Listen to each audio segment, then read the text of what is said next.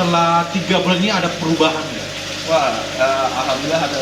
Ada ya? Itu belajar dari siapa itu? Wah, kita dari Nekos Farm. Dari Nekos Farm ya?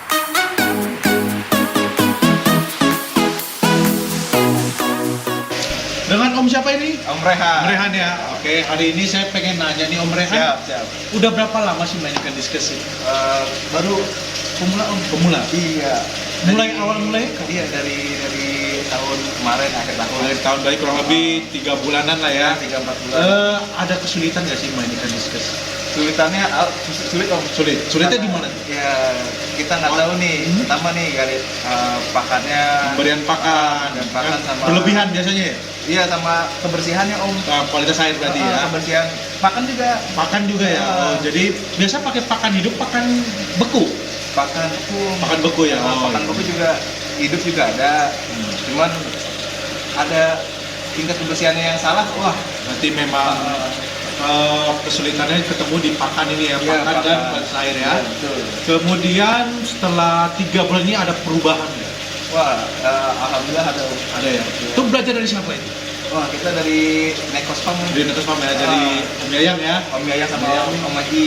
Om Haji sebagai pemegang pakannya ya. Oh, saya mau nanya lagi nih, setelah 3 bulan ini belajar dari Nekos Farm, pengetahuannya Om Rehan ini meningkat apa enggak? Wah, terus hasilnya ke diskusi itu lebih bagus apa menurun gitu? Waduh, alhamdulillah Om, meningkat.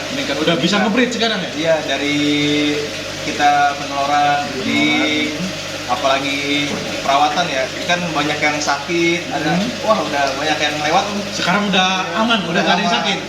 Jadi kawan-kawan memang poin utama itu pertama kualitas air, setuju ya Om? Setuju. Kedua itu pakan ya? Pakan sangat penting bagi ikan diskus. Selanjutnya saya akan nanya-nanya lagi ke ahlinya ikan tadi, Om Yayang ya? Om Yayang. Dan ahlinya pakan nanti kita akan interview juga dengan Om Haji. Jangan kemana-mana, tetap di Three Brothers Aquatic. Oke, setelah kita berbincang tadi dengan Om Rehan, sekarang saya berkesempatan langsung bertemu dengan mentornya ya, sekaligus sebagai guru dalam bidang budidaya ikan diskus. Saya akan bertanya beberapa tips dan trik untuk kalian, para subscriber, sebagai breeder ataupun penghobi pemula. Oke Om Yayang, tips dan trik untuk para breeder pemula dan penghobi diskus pemula ini boleh nggak dibeberkan? Boleh. Apa saja tuh? Jadi namanya budidaya diskus ya, kata orang itu sulit, susah. Kita punya tips yang paling umum untuk pemula. Apa saja? 2 tips yang paling umum, tapi saya tambahkan nanti beberapa tips khusus untuk subscriber TBA Nikos. Mantap tuh kawan-kawan ya. Dengarkan baik-baik, kita lanjutkan ya. Jadi yang pertama, kita harus rawat kualitas air. Kualitas air, mulai dari parameter air, pH, TDS, dan lain-lain, kita harus sesuaikan dengan memang maunya ikan diskus seperti apa. Baik itu indukan, rayakan, kita niatnya mau breeding, racing, itu semua parameternya beda. Maka kita harus punya alatnya, punya kondisi airnya harus kita jaga betul, cek, selalu dicek. Kita maunya main di breeding atau racing karena pH-nya itu berbeda. Kualitas air.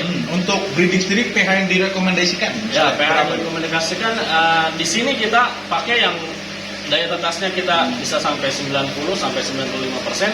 Saya pakai di angka 6 sampai 6,5. Kalau untuk racing? Racing itu di atas itu 7 sampai 8. Masih bisa ya. Jadi kawan-kawan, pH ini untuk parameter air sangat pengaruh ya berarti ya. Pengaruh. Tips kedua itu apa? Tips kedua itu kualitas pakan. Kualitas pakan ya. Nah, kita breeding. Kita mulai dari persiapan breeding itu kualitas pakan harus kita jaga betul-betul. Kita pakai jentik, yang pasti jentiknya sudah disterilkan. Proses bioenkapsulasi dengan spirulina. Jadi jentik yang kita kasih memang sudah bersih dan bernutrisi untuk baik sekali untuk indukan, pematangan gonad dengan sempurna. Jadi kualitas nanti untuk daya tetasnya bisa sampai 90 sampai 95%. Kalau untuk pakan sendiri lebih baik pakan hidup atau pakan beku sebenarnya? Pakan beku itu sebenarnya kan alternatif karena pakan hidup yang tidak ada. Oh gitu ya. Ya. Jadi kawan-kawan catat. Jadi pakan hidup itu lebih baik dibandingkan pakan beku. Ya. Karena pakan beku ada minusnya nggak sih? Pasti namanya udah dibekuin dan tangkapan alam kita nggak tahu cara membersihkan gimana, karena kita kan beli udah lempengan atau gimana gitu ya. Jadi satu, kualitas air kita harus sering-sering ganti air karena amoniak, sisa pakan yang nggak habis, dan buat ikan sendiri karena tadi yang saya bilang nggak tahu kita dari alamnya gimana.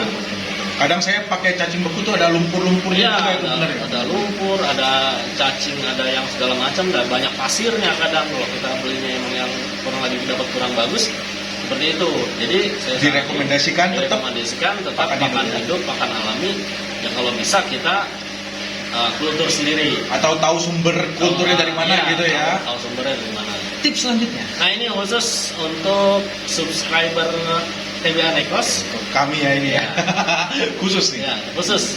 Di sini di farm Nekos ini sendiri saya pakai sistem filtrasi dengan sistem filtrasi yang memang mendekati air untuk layak minum bahkan ya. Jadi kita pakai lampu UV yang ukuran 80 cm itu sekitar 115 watt. Boleh jelasin nggak alur dari filtrasi ini? Alur dari Misalnya sumber airnya sumur ya di sini. Sumur. Jadi dari air sumur ke mana dulu nih?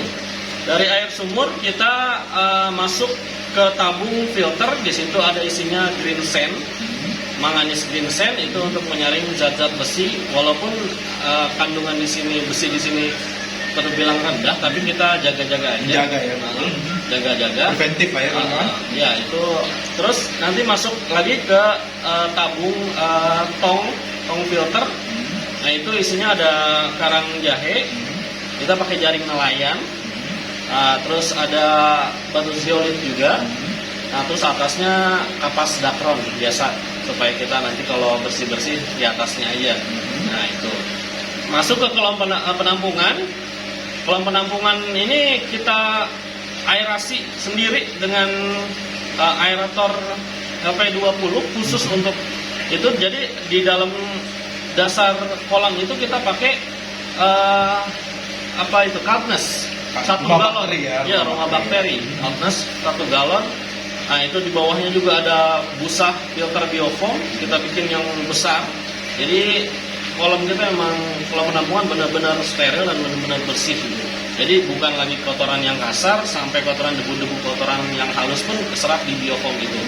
Nah terus lanjut lagi ke cartridge housing. Kita pakai 2 cartridge housing itu pakai Dacron atau microfiber.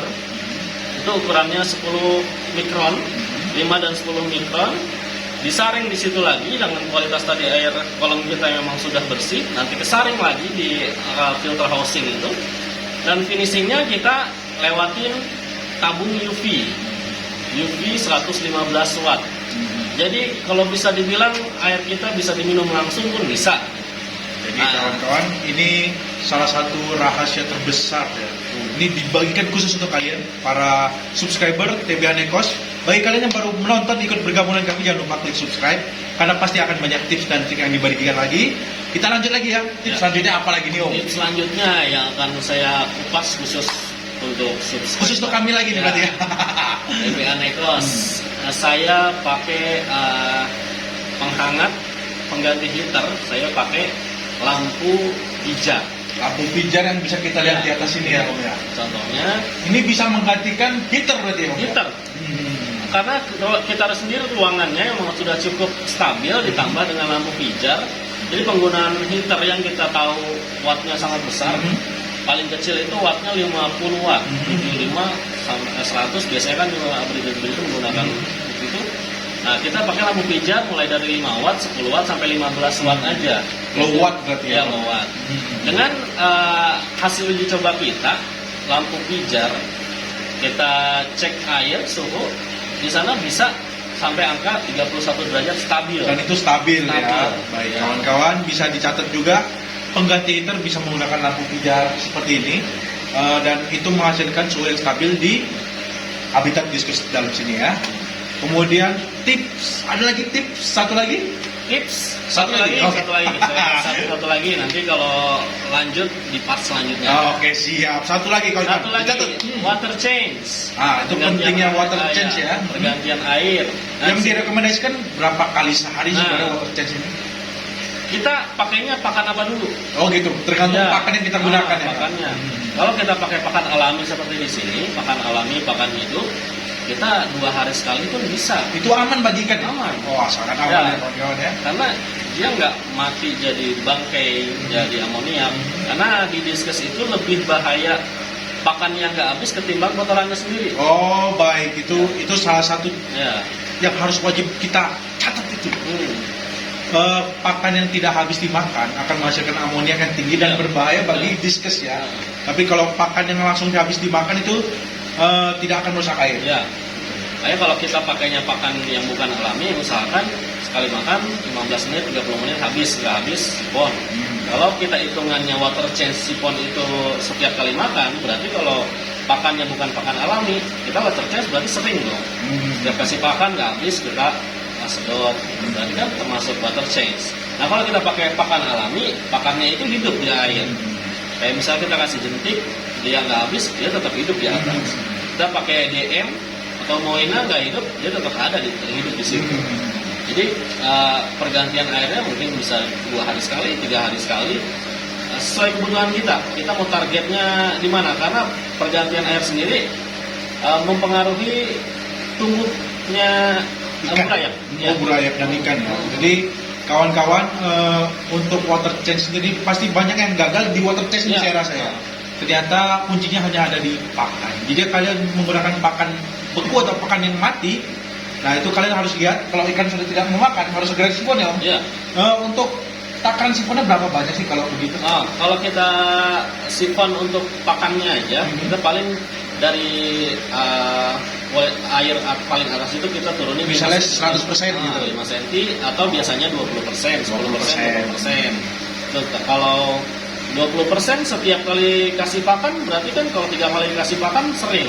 Iya. Jadi capek di situ Iya, ya kawan-kawan di ya. situ. Satu, capek di situ. Kedua, penampungan air kita ini cukup apa enggak? Betul, itu harus diperhitungkan berarti. Iya, ya? perhitungkan. Penampungan air yang kita punya di sini, saya punya kolam penampungan itu 2,5 kali 2,5 dalam 2 meter. Artinya saya punya penampungan 10.000 liter air yang 10 siap kubik ya. untuk kita gunakan non-stop kapanpun kita perlukan. Oke kawan-kawan, hari ini sudah selesai kita berbagi tips dan trik khusus untuk pemula dan penghobi ikan diskus yang baru saja masuk ke dalam dunia ikan diskus ini.